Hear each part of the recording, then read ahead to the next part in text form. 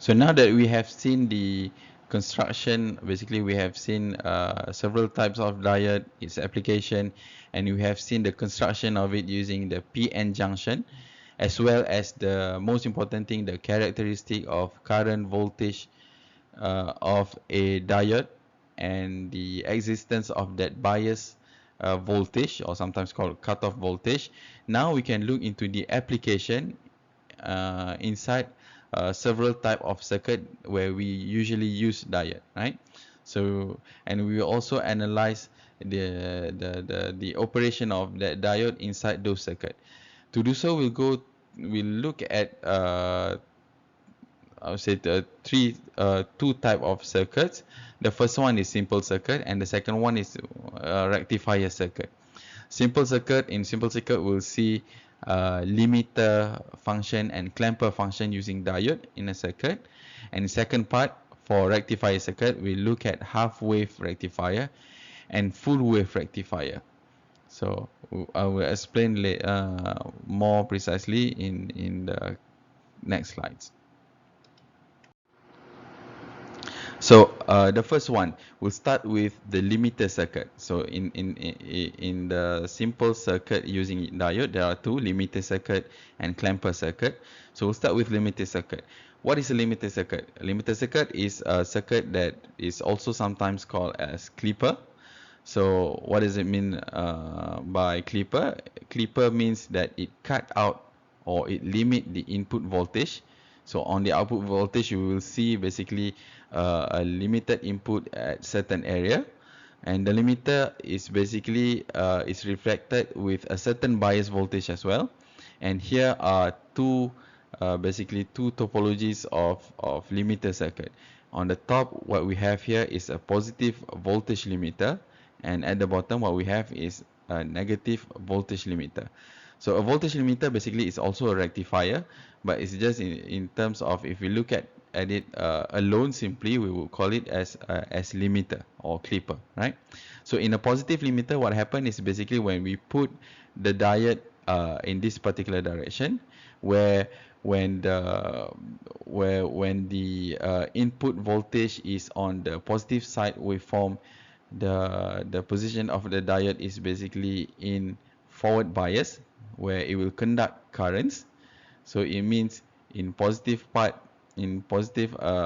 direction, it will conduct currents. When it conduct currents, what does it mean? When it conduct currents means if the current arrive at the node A, so the current have two choice, either to go into the diode or to go into the load resistance.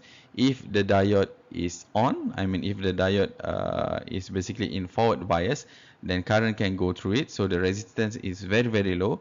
So all the current will go through the diode. So the diode become a short circuit, a closed circuit. So all the currents will go through the diode in this direction. If it goes in this part of the circuit, it means there will be no current going into the load resistance.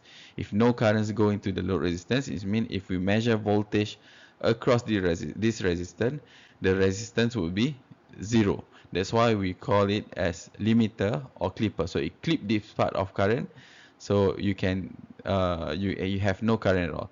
But to be more precise, to be more accurate, it won't be exactly zero. Why? Because basically across the diode, in order for the current to be able to go through it, there is the bias voltage that we need to overcome. So we will see basically a small value of voltage of 0.7 volts, right? So this is the positive limiter. And the negative limiter is basically the opposite of positive limiter, is when we put the diode on with the opposite direction, right? If you look into positive limiter again, if you come back here, what will happen when the input signal goes into the negative part of the waveform? If it goes into the negative part of the waveform, now the current goes in the opposite direction of what have been shown here. If it goes in opposite direction, it means it will encounter the diode in reverse bias. If it is in the reverse bias, it means it is an open circuit. Now the diode is an open circuit, so no current can be conducted through the diode, so all the current will be conducted through RL, right, through the load resistance. So the circuit is now the current now goes through the outer part of the circuit.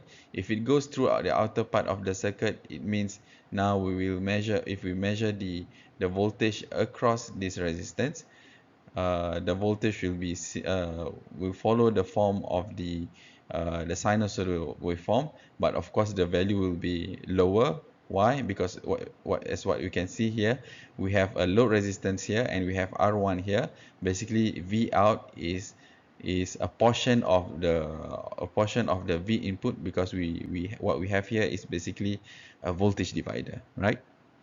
So the same is applied for the negative voltage limiter. So that's what a limiter circuit is. So this is a simple limiter circuit. So here we have an example of an exercise of a limiter circuit using diode. As you can see, we have a negative limiter. What does it mean to have a negative limiter? It means, okay, now we have an input of plus minus 10 volts sinusoidal waveform. Negative limiter means it will limit the negative part. Why? Because when the input goes through the positive half of the waveform, the diode is in reverse bias, so the current cannot be conducted through the diode. All the current goes through the load resistors. So that's why we can see the positive part is being reflected in the output signals, output voltage, where it is basically the output voltage is across the load resistance. And as the input goes to the negative half of the waveform, now the current will circulate in this direction where the diode is in forward bias. When the diode is in forward bias, mean the current will circulate short circuit in the inner part of the circuits. So no current goes through the load resistance.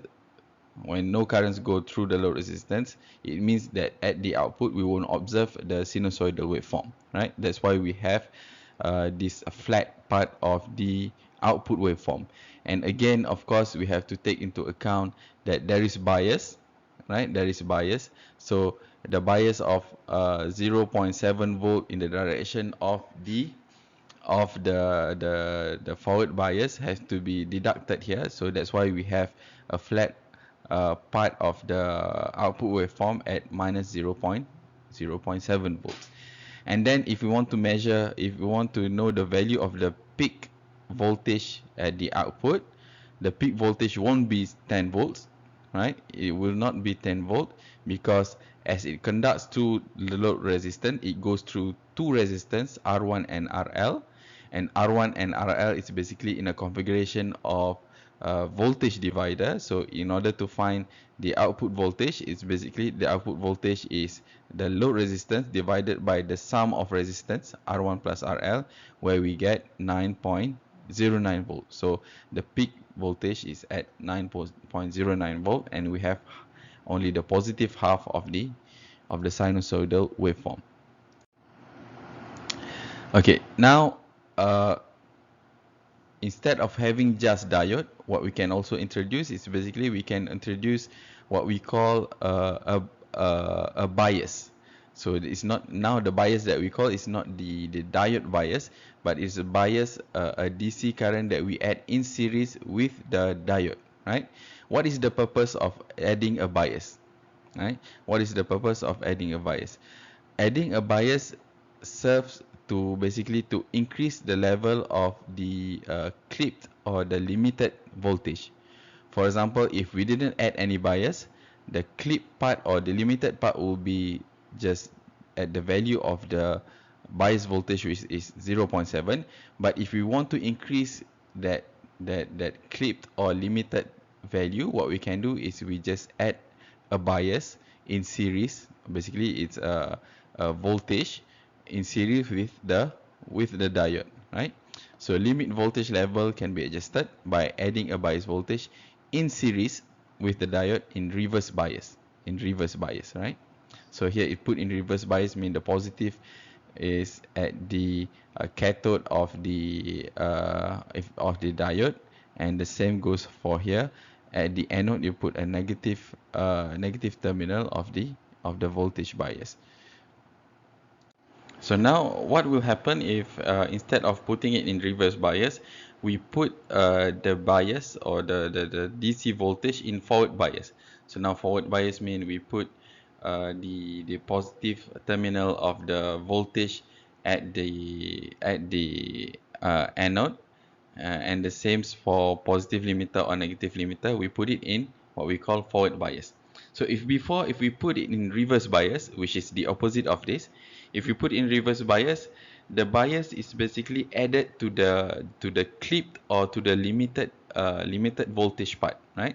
So we add it, for example, instead of being 0 here, we add it to becomes at minus 0.7 volt plus a certain bias. But now if we put the bias or the voltage in forward bias, what will happen is basically we add the bias on the opposite side of the clipped voltage. So if we clip a limit over here and we add the bias in forward bias, we basically add that level of bias voltage on the opposite side. So now we have basically an apparent DC voltage, something that looks like DC voltage here, which is equals to the V bias that have been added before we get into the sinusoidal form of the positive half wave. And this is for a negative limiter because we limit the negative part, right? As for the positive limiter, is the same thing. If we add the bias in forward bias, when it means the forward, what it means by forward bias is that now we have the negative side connected to the cathode. So again, the same thing happens. So the clipped or the eliminated part will now be added with the bias. So we have minus V bias plus 0.7. So we observe the same kind of waveform, but in positive limiter, it's only the negative part that can be seen. Right? Now let's look at this example of exercise and try to solve it part by part from time frame to time frame, from half wave to half wave, right? So what we have here is basically two diodes. In regard to the positive direction of the waveform, diode D1 is in forward bias, diode D2 is in reverse bias, and we have basically a bias voltage added to D1 and D2 in reverse position, right? In reverse position. So what this means is basically we'll see from for example from time t0 to the half wave where we have positive side. So the voltage will go across in this direction across R1 and then it arrives to node 1. So it have two possibilities whether to go into D2 or D1. It can only goes into D1 because D2 is basically in reverse bias, in reverse position, so it cannot goes into D2, it can always goes into D1. But when it goes into D1, in order to be able to go across D1, it has to pass the voltage bias of the diode, which is now we can consider at 0.7. But it's not just 0.7 that it has to go through. It also have the bias added to the diode at 5 volts. So it has to go through 0.7 plus 5 volts. So it need to go through 5.7 volts before it can cross the branch. So what we'll see in output is basically the same point A and let's say the ground here. So we'll see that at output the voltage will increase until it reach 5.7 volts. When it reach 5.7 volts, what happened is the current can go through it, and now the circuit become closed, right? So that's what we're observing here. As the input current goes up, the voltage output also goes up, but once it reach 5.7 volts, now what happened is the current now can go through D1, so it goes through D1. If it goes through D1, now it means it is a short circuit, so no currents, no voltage at all that is observed. It is a short circuit, so now we observe a flat at 5.7 volts, right? A flat at 5.7 volts. And the same things happen for the negative part of the waveform. So another thing that might be interesting for us to look at in a bias limiter circuit is that we can also, if we look into bias limiter circuit that we've seen in previous slide, the bias voltage that we have here is basically fixed at V bias. But we might also want the bias voltage to be adjustable, right? So in order to make it adjustable, what we can do is the bias voltage can be created by a voltage divider, right? Where the V bias now will be a portion of a V supply. Imagine if our V bias, so V input is still V input, but instead of having one constant V bias can be adjusted by the ratio of voltage divider. So we can have the bias connected to a power supply, but then adjust the value of V bias by using a voltage divider, right? So now we might have a positive limiter here or negative limiter with the bias adjusted by R2 and R3, or better, what we can do is adjusting the V bias using a variable positive limiter. Here is a positive limiter using a variable limiter. It's basically using a potentiometer to adjust the voltage divider so that the V bias will be a portion of the V supply. So now we have an example where we use, instead of a constant V bias, now we have 12 volt at V bias, but V bias is basically we want to use just a portion of that 12 volt. So V bias is the output of this voltage divider, which is R3 divided by the sum of R, which is R3 plus R2. So V bias that we have is only, basically, instead of having 12 volt constant, we have an 8.2525 volt. And as we can see here, we have the circuit that we have here is a positive limiter. It means that when it has a positive half of the waveform, the diode conduct, thus giving a flat part, thus limit the voltage, so that we can only see the, so now what we have is only the negative part of the negative half part of the waveform, right? So here the waveform are the same, it's just that now we will be able to adjust the bias by using a voltage divider. Another interesting application that use diode is what we call a clamper circuit. So what is a clamper circuit? A clamper circuit is also known as DC restorer. So what it does is basically it add a DC component to an AC signal, an AC waveform. So what happens is, if in input you have a sinusoidal waveform that has a zero average, at the output of your clamper circuit, you will have the same sinusoidal waveform, but it is now translated with a certain amount of DC shift, right? So now it have a DC shift. You have translated everything into positive side. So when you translate everything onto positive side, your signals into positive side, it's what we call positive clamper. You can also translate it into the negative side, right? Shift it with a DC shift into the negative side. When we do this, this is what we call a negative clamper. So how do we make a clamper circuit using diode? Well, we need another component to help us. The component that we need is capacitor. So capacitor is placed here, right, in the circuit. And one properties that of a clamper circuit is that it doesn't change your waveform. So your sinusoidal waveform will be can be retrieved here. It's the same waveform, as well as the peak to peak value. So the difference of V max minus V min are still the same at the input and the output, right? The only thing is that you have created a DC shift. In either in positive for positive clamper or negative side for negative clamper. In order to do so, there's one condition that is necessary. We need to have a time constant RC larger than the period of the sinusoidal waveform. What is the time constant RC? Basically, in a circuit with RC, with resistance and capacitor, the product of R multiplied by C is what we call a time constant. A time constant is basically the period that it takes for the voltage to be stabilized or saturated in a capacitor. So this constant this time constant need to be at least tenfold or at least 10 times larger than the period of the sinusoidal waveform.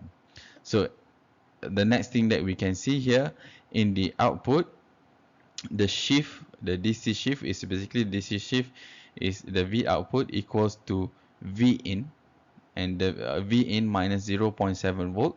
V in minus 0.7 volt here is basically the VC, the voltage of the capacitor as it is charged by the power supply, right? And we have the minus 0.7 volt, of course, because by now I think you all understand that it is because we have added the bias of the transistor, right? There's nevertheless a remark that I want to have here.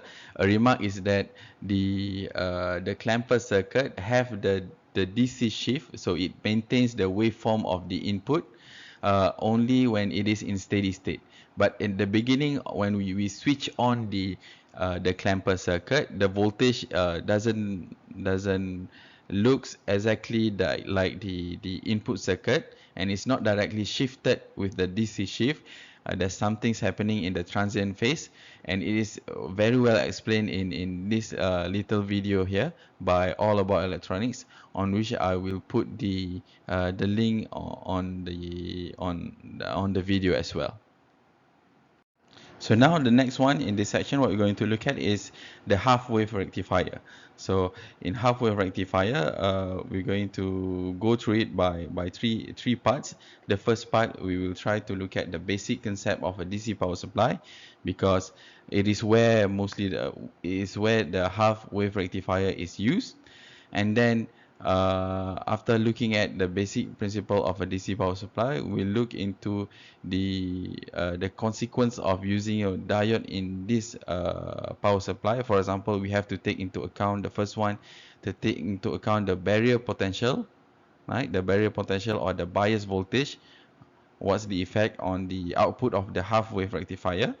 And then secondly, we will also take into account the application, or I mean the usage of transformer coupled input voltage, because what will happen is that the DC power supply is usually at the input of it, we have to step down the voltage from the wall socket voltage, which is around 220 or 240 volts, into a lower voltage in the DC power supply. So we have a transformer. So we'll see also how do we take into account the integration of transformer into our half wave rectifiers.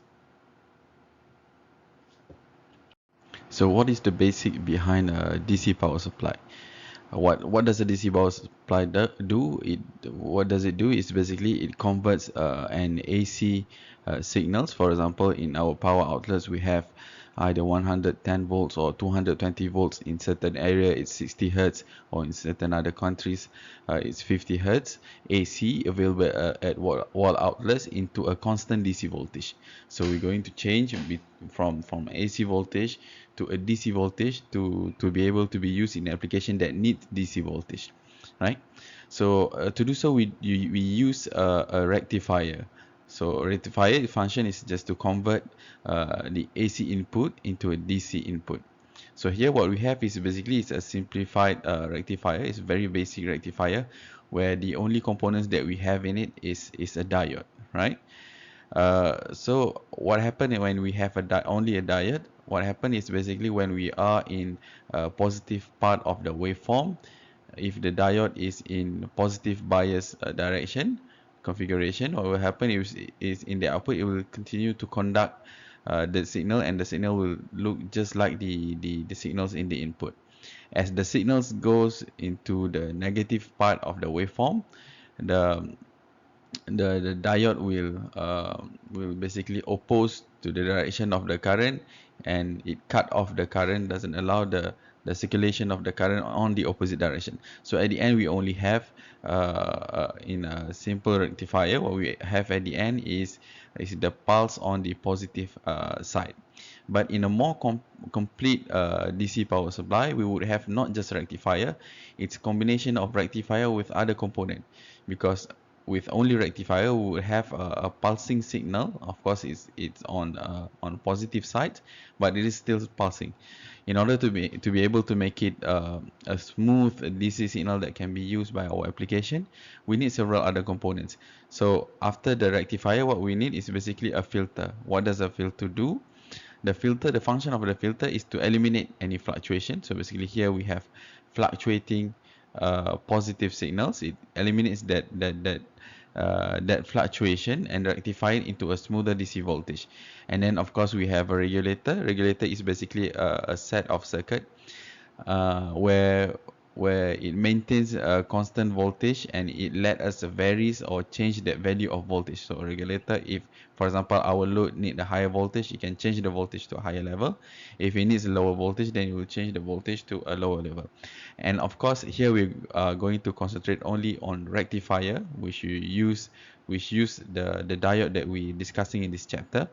Whereas for filter and regulator, there are more other components in it that will not be discussed in this chapter. So a half-wave rectifier. So as I've explained just now, basically what happened is if in input we have a sinusoidal signal, when we go through the first part where the waveform is on the positive side, when the diode is basically on a positive bias position, it will allow the current to be conducted through the circuit and get into the load. So across the load resistance in the output, we will observe the same signal as in the input. Whereas in the second time, from T1 to T2, when the input signals goes into the negative part of the waveform, what will happen is basically the current tries to circulate back into the power supply in the opposite direction of the diode. So it is now in reverse bias. So there will be no current conducted. It is opposing the direction of the current. The direction of diode is in opposition with the direction of the current. So there's no current that will be circulating in the load. So the output voltage that is observed across the load will be equals to 0 from time T1 to T2. So in summary, from times T0 to T2, we will observe the half of the waveform on the positive side, right? So for this kind of waveform, you can calculate an average voltage, because if we know that the frequency is quite high at 60 Hertz or 50 Hertz, from a point of view of application, sometimes, for example, like our lightning application, our lights, what happen is it can see only the average of the voltage.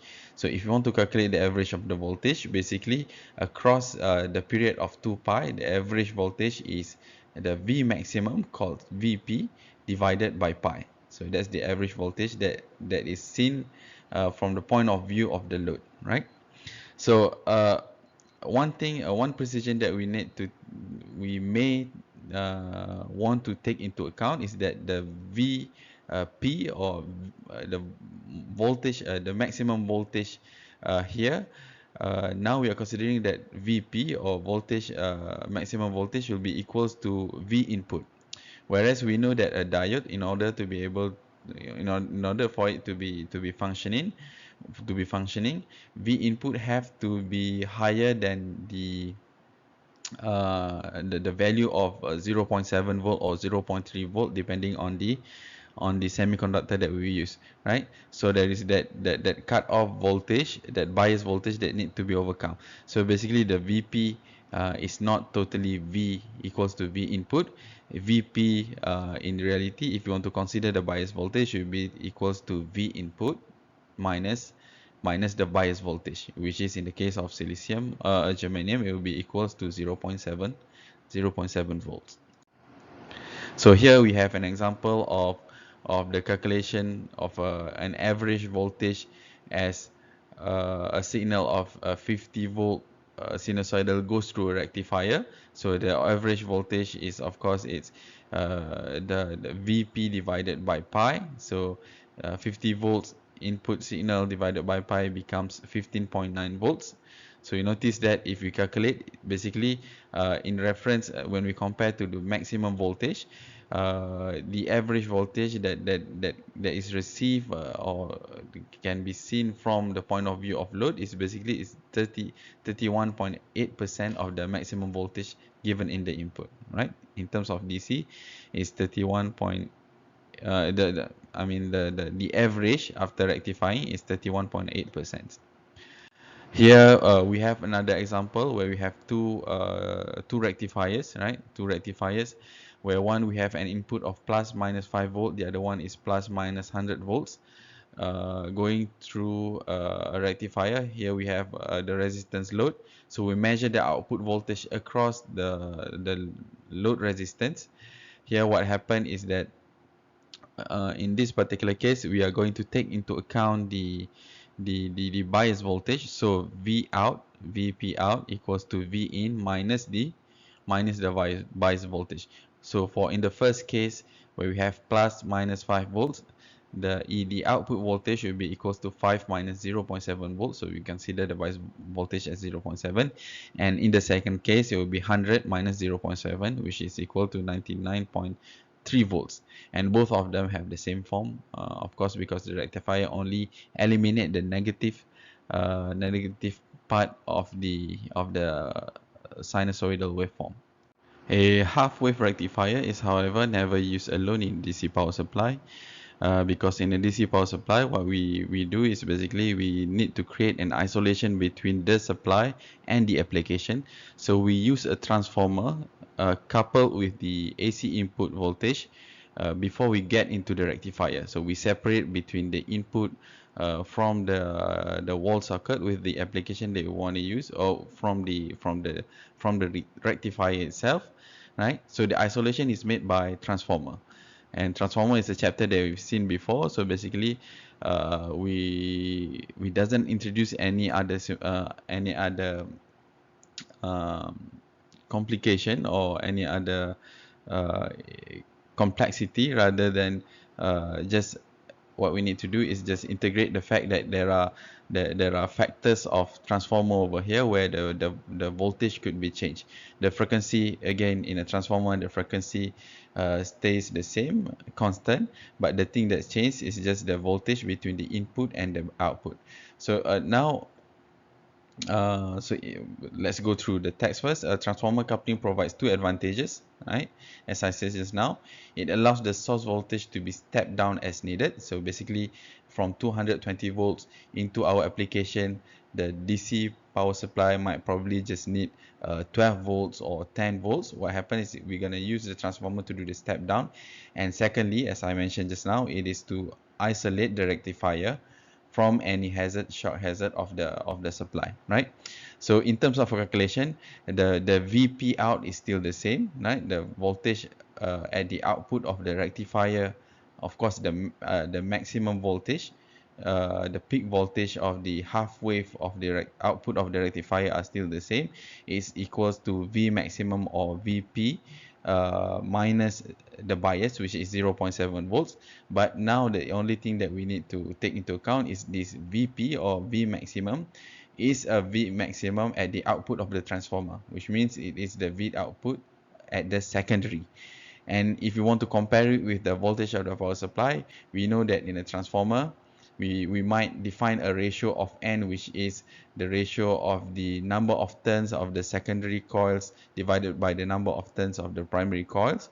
So the V secondary will be equals to a multiplication of N of this ratio multiplied by the V primary, right? For example, if N is a number larger than 1, it means V secondary is higher than V primary. It means it's a step up. But what we usually have is N is lower than 1 to step down the voltage.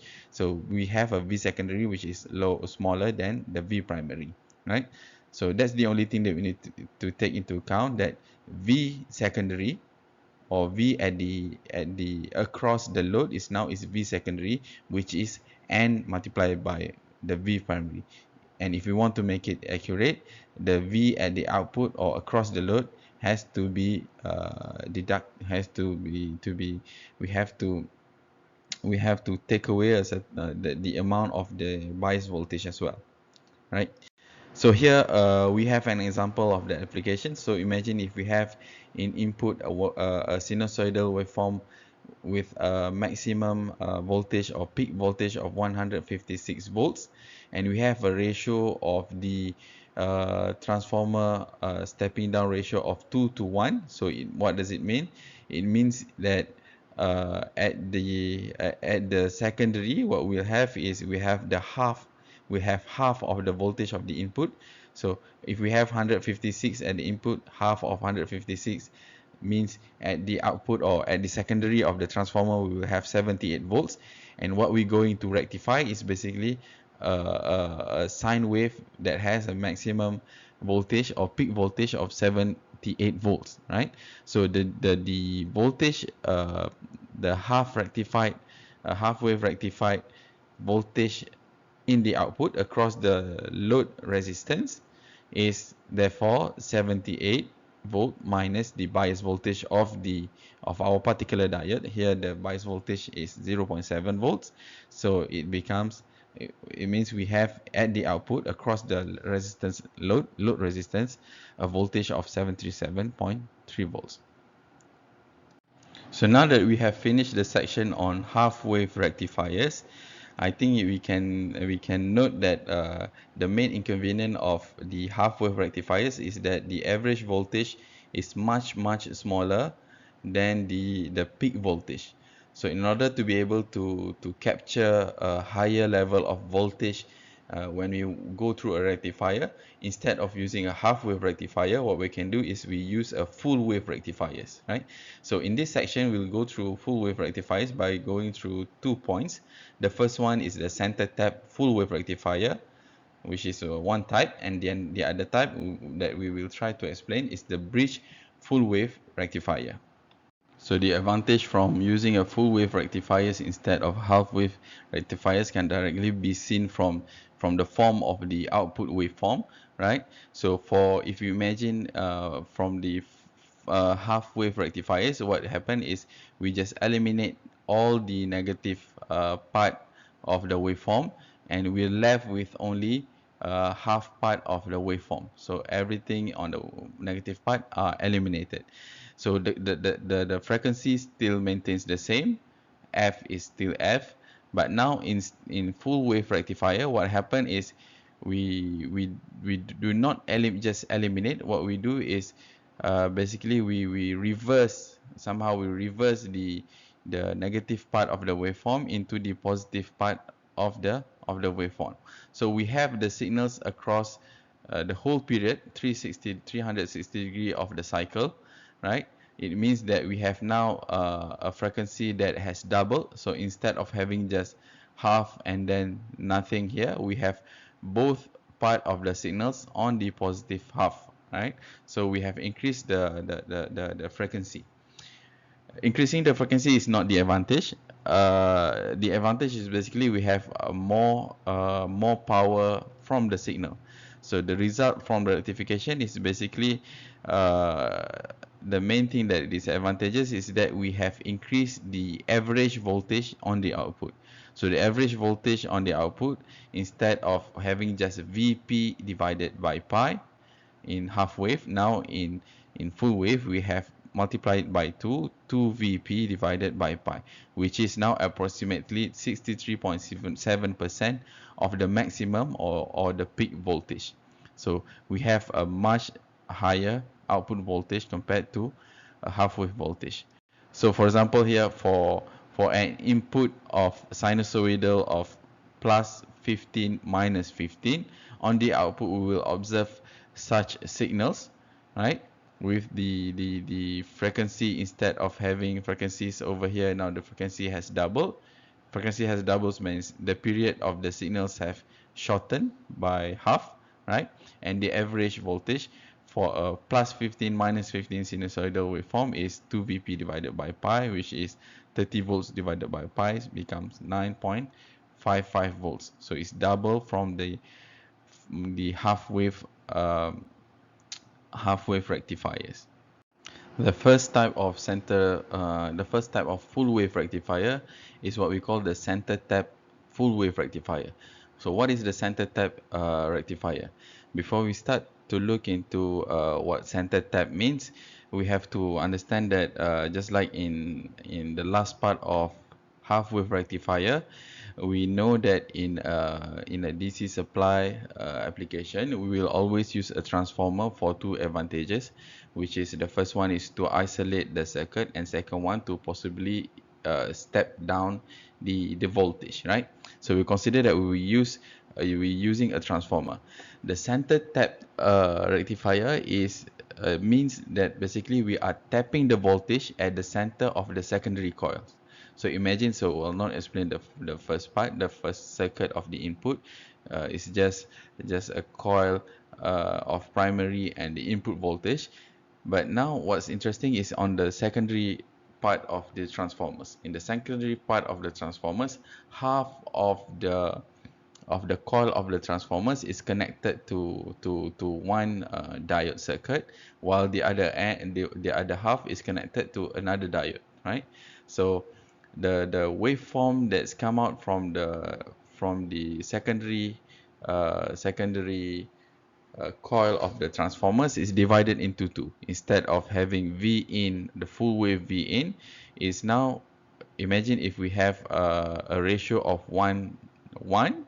If the number of coil in primary and secondary are the same, it means that if we have V in at a certain value, V out will be at the same level of peak to peak voltage.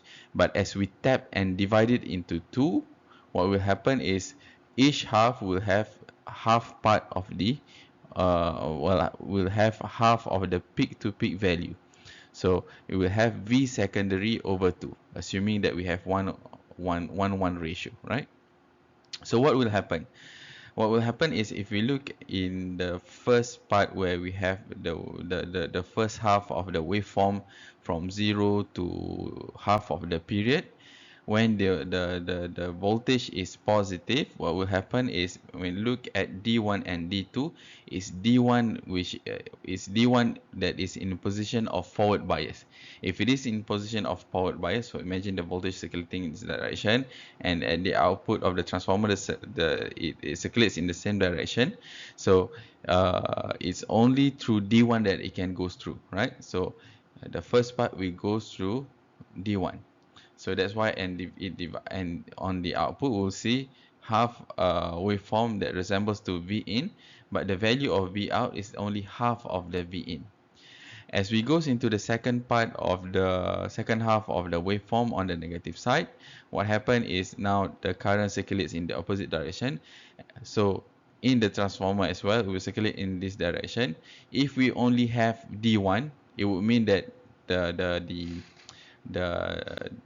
the current could not circulate, right? Because we have D1 in the reverse bias, but now what we have is, it is divided into two, and we have D2 which is in forward bias.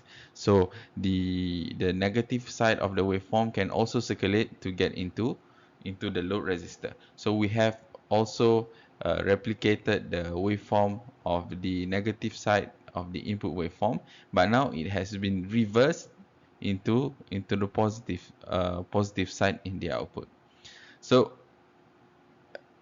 what happened here is that we have doubled the frequency. We have both of them in one period of input, right? So let's take a look at what's the consequence of using the transformer, and what will happen at the voltage in the output. So imagine if we have 1:1 ratio. So the peak to peak input voltage will be now divided in the secondary into two parts. It will be the peak to peak on each part. On each half will be V peak over 2, and minus V peak over 2, right? So now the waveform, as I mentioned just now already, the V peak at the output is only half of the V peak in the input. And of course, if we consider as well to take into account the bias of the diode, which we can consider here at 0.7 volts, the V peak on the output will be equals to half of the V peak in the input, in the primary. If it is ratio 1:1, then it is also the secondary, minus 0.7 volt. So what is the consequence of this? The consequence of this is, if we want to have, for example, in the output, the voltage across the load resistors, that the peak value equals to the peak value of the input, it means that we have to increase the ratio. We have to increase the ratio by how many? We have to increase the ratio exactly by 2, because we're dividing by 2. So in order to be able to get the same peak to peak value, we have to have the same amount of coil on each half compared to the amount of turn of coil in the primary. So it should be 1, the ratio is 1 to 2 in order to be able to have Vp at the output equals to Vp at the input, V peak and input. The second type of full wave rectifier is what we call bridge rectifier. So what is a bridge rectifier? In comparison to a center tap rectifier, a center tap rectifier needs us to basically tap the voltage in the middle of the transformer to separate it into two parts, right? Half and half of to divide the output voltage into half. Instead of tapping or going into the transformers, which is finely coiled, a better way to do it, or mostly used way, is basically this type of bridge rectifier. In bridge rectifier, we use 4 diodes that are mounted in such position. So the diodes are numbered as D1, D2, D3, and D4. So the numbers represent basically the two operating parts in regards to the half wave of the input signals. The first half being the positive parts of the waveform, and the second half being the second part of the waveform. In the first part, where we have a positive part, when the secondary voltage or the output voltage of the transformers comes into this circuit, it is D1 and D2 that conducts the current. So D1 and D2 conduct currents, mean the current circulate in the direction that's shown in these red arrows, and it goes into the load. So here we have the resistance load. Therefore, when we measure the voltage across this resistance, we get this waveform, right? We get this waveform. In second time, when the input waveform is on the negative side, what we have is, now instead of having D1 and D2, we have now D3 and D4, because now the current goes in the opposite direction, and it is D3 and D4 that allows the current to goes into the resistors load, right? And producing, therefore, the other part, inverting the other part of the negative part of the waveform into the positive part, giving us these two waveform, therefore increasing the frequency to double of the initial frequency of the input signal. If you want to take into account the diode voltages, the thing again, if you want to take into account the bias of the diode, what we need to do is therefore to take into account the 0.7 volts at each diode, right? For example, in portion, in part of the time where the wave is the input wave is on the positive side, we have D1 and D3 working in series, right? So the current basically goes in this direction. It goes across D2 and D4. I'm sorry, it's D2 and D4. So it goes through two diode. Therefore, it need to counter the two bias voltage of 0.7, right? So V output will be equals to V peak of the secondary minus 1.4 volts. So here is so V, if we don't consider it in ideal diodes, then VP will be to V secondary. That's all. But if we consider in practical diodes where there is a drop of voltage due to the bias, then the V peak at the output, VP means V peak, at the output will be equals to V peak at the secondary minus 2 times 0.7 volts. So now after looking at the operating of the bridge rectifier that have transformed our sinusoidal waveform into only one-sided waveform that has double in frequency, the thing that we need to do now is to filter the signals. As we seen previously, in order to be able to get proper DC signals, we need to eliminate all the fluctuations. In order to eliminate the fluctuations, what we use is basically we use a filter, and the main component in a filter is basically the addition of a capacitor. So now here we show an example of a half wave rectifier. So for full wave rectifier, it will be the same thing. Basically, at the end of the diode circuit, we will add a capacitor. So what is the function of this capacitor? We call this capacitor as capacitor input filter. Capacitor input filter. So how does it function? As we look at the input voltage waveform, when it increase in the positive side, when it increase from 0 to V peak, what happen is the current circulates in the diodes and it goes into the capacitor. Therefore, the capacitor will be charged, right? The capacitor will be charged up to the value of V peak, and as once it goes beyond the V peak, what happen is the input voltage start to drops, and the capacitor will see that, well, there is a voltage drop. If you remember the thing that we've learned in capacitor, the currents across the capacitor I equals to dVc over dt, right? So now that we have a drop, so that means we have a difference potential. We create a voltage, right? When there is a voltage, because Vc is V peak, but now V input drops, what will happen is the capacitor will start to discharge.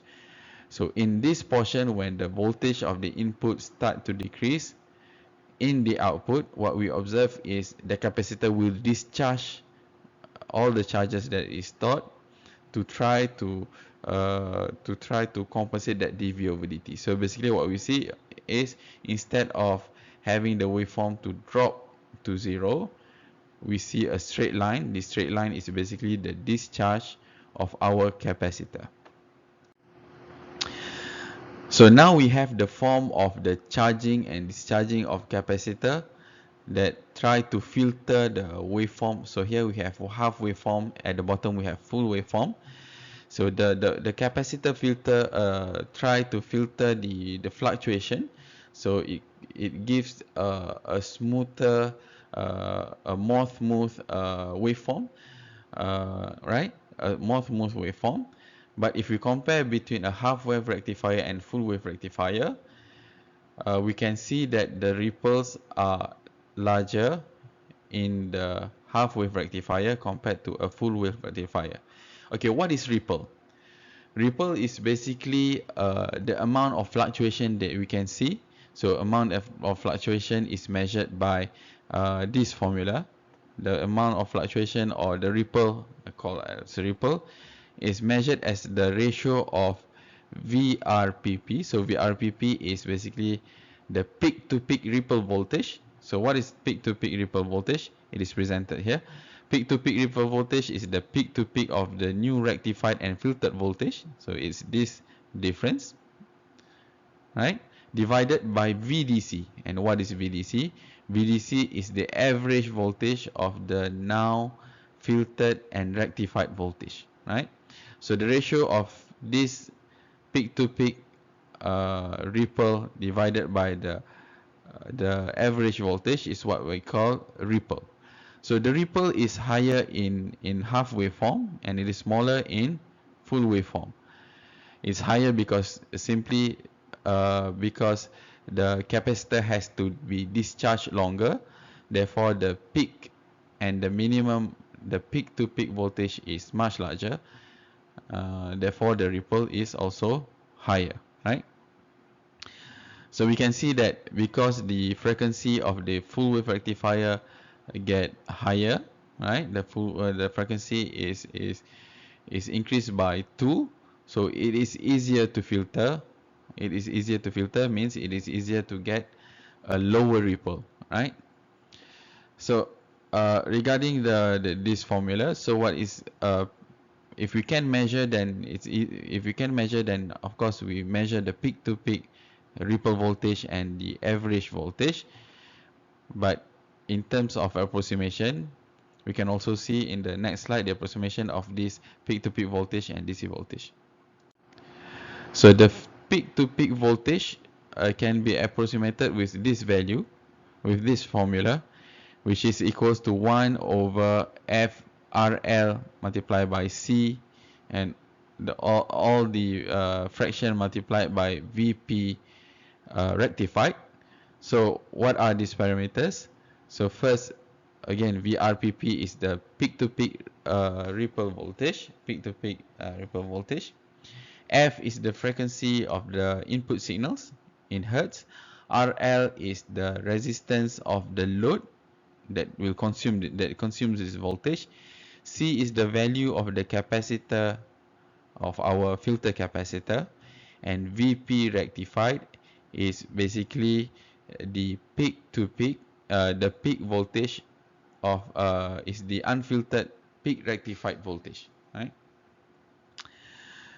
Is the unfiltered peak rectified voltage. So previously, basically what we had, if I can change to a pen.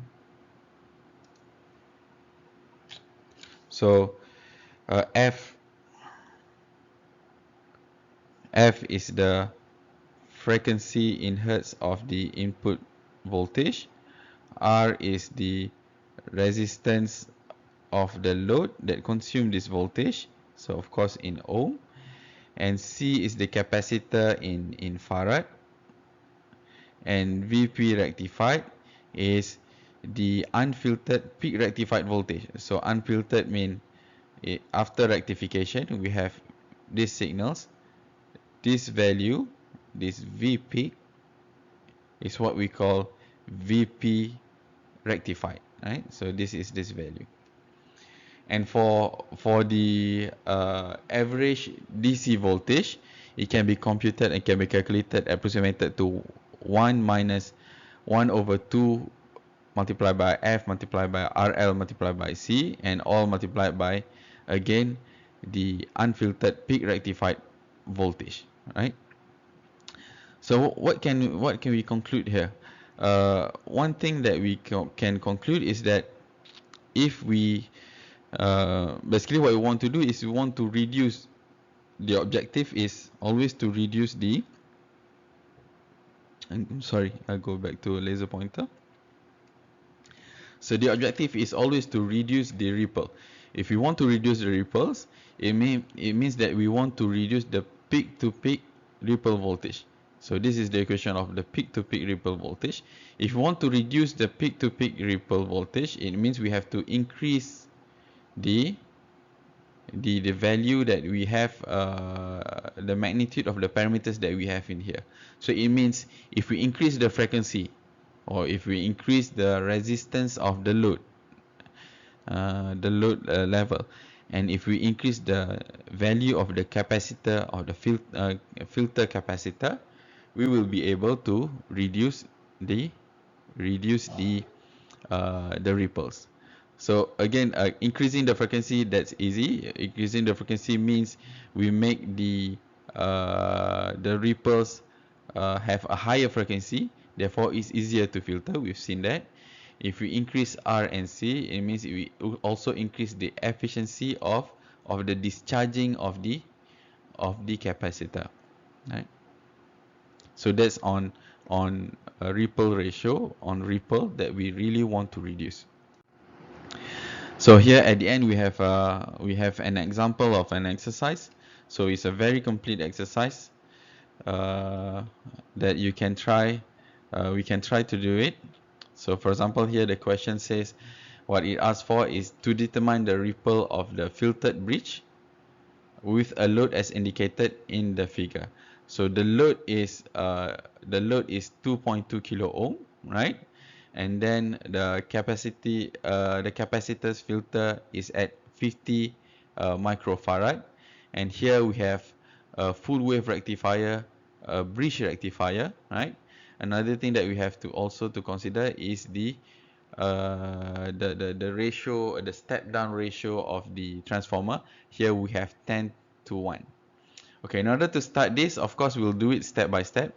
We'll look at the input first, and we know we have a primary transformer circuit and secondary transformer circuit. Of course, the first stage would be to find the V secondary, right? To find the V secondary, okay, we'll go here. So the ratio is 0.1, right? Because it is 10:1. But now what happened is the voltage that is given in input is not given as peak to peak. So usually what's given is peak to peak, let's say plus 100 volt minus 100 volt. But now what's given is an RMS value. So what is an RMS value? RMS value is also what we can call the effective value. What is the relation between RMS value and peak value? So RMS value is actually, so VRMS is equals to peak value of the voltage divided by square root of 2. Square root of 2, which is closely equals to 1.414. So that's why here, when they try to calculate the voltage of the primary, they multiply 1.414, which is the square root of 2, multiplied by the VRMS that's given. So basically, our voltage in input is a 163 volts sinusoidal. So 163 volts being the peak voltage. Okay, once that we know that, then we know that in V secondary, so Vp is the V peak of the secondary equals to the ratio multiplied by the V peak of the primary. So we have a ratio of 10:1, 0.1. So now we have reduced by tenfold the voltage. So now we have a peak voltage of 16.3 volts. Okay, now we have arrived here. The next stage is to go across the bridge. So the rectifier bridge. So the voltage here, the voltage after rectifier, in order to find the voltage after rectifier, we have to take into account the, if you want to be accurate, you need to take into account the bias voltage of the diode. And in each cycle, be it in positive or in negative, we have two diodes that we have to take into account. So that's when we have 16.3 volt minus 1.4 volts. So over here, V after rectification, at this point, we have now a voltage of 14.9 volts, right? 14.9 volts. The peak voltage is 49 volts. And the peak voltage of 14.9 volts is, of course, it is an unfiltered voltage. So it is something like that, with V peak equals to 14.9 volts. And the question asked at the end, what it asks for is, it asks for the ripple factor, R. So in order to calculate the ripple factor, we need, the first one is the peak to peak voltage of the ripple, and then what we need is the average voltage, average DC voltage. So this use the formula that we've seen in previous slide, right? The thing that's left for us to do is just to replace the value of frequency. So the frequency being, if we look here, it is 60 hertz, right? It's 60 hertz, and then multiplied by Why do they put 120 hertz? So it's 60 hertz. It should be 60 hertz, right? So it is 60 hertz. Multiplied by the resistors of the load. Resistors of the load is 2.2 kilo ohm, and then the capacitor is at 50 microfarad. So it gives us multiplied by, of course, the voltage after rectification, which we have found here. So the value equals to, of course, this is not the correct value because we have basically double the frequency. The frequency is supposed to be just 60 hertz, but now it's written as 120 hertz. So the voltage need to be multiplied by 2. The correct answer is 2.26 volts. And the same goes for the DC average voltage. So again, so here we just replace it with the value. So instead of 2F being 240, so it should be equals to 120 hertz, right? If we do 120 hertz, then you should obtain another value here. So to find the final ripple ratio, the ripple factor, that ratio, what we have to do is just take this value divided by the value that we found below, right? So we should find another value that is not this value, and then written in percentage is just multiply by 100. So that's all on the topic of diode. We've seen a lot of things. The first one being the PN junction and how it works internally, and then we have looked into simple circuit application such as clamper and the clipper circuit and clampers, and then we went to look directly into rectifiers. So we have two rectifiers, the full wave rectifiers and half wave rectifiers, and this being the last one, which is bridge rectifiers, and we have done even the calculation of the ripple ratio. So see you in the next chapter. Thank you.